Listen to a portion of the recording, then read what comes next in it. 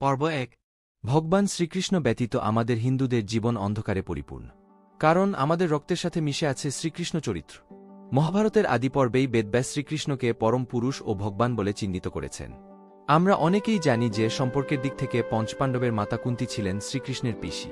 মহাভারতে দ্রৌপদীর স্বয়ম্বর সভায় বলরামের সাথে আমরা শ্রীকৃষ্ণকে প্রথম দেখি।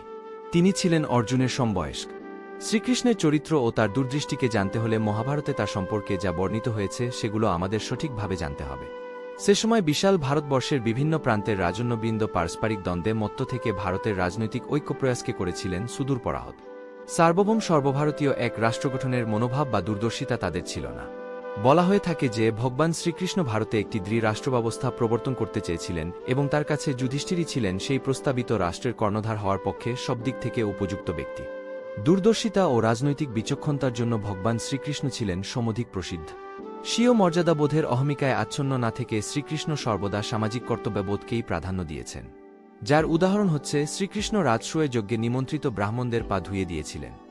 আজ ধর্মসাম্রাজ্য সংগঠক শ্রীকৃষ্ণের কর্মপ্রতিভা ও কীর্তিকলাপের স্মৃতিগুলি বিসর্জন দিয়ে তাকে শুধুমাত্র বৃন্দাবনের ভাবসাধনার প্রতিমায় সাজিয়ে বসনচোরা গোপীচোরা হিসেবেই বেশি প্রচার করা হয়।